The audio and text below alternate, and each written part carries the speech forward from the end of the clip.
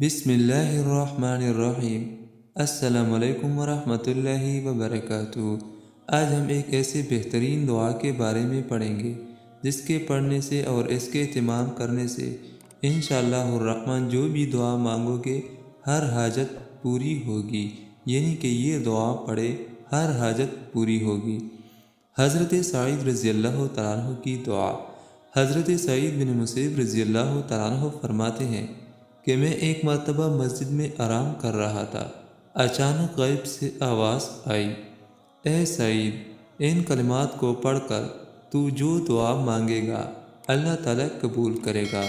حضرت سعید رضی اللہ تعالیٰ عنہ فرماتے ہیں کہ ان جملوں کے بعد میں نے جو دعا مانگی ہے وہ قبول ہوئی ہے۔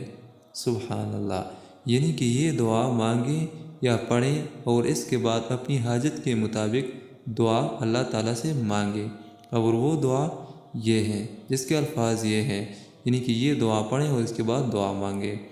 اللہم انک ملیک مقتدر ما تشاء من امر یکون۔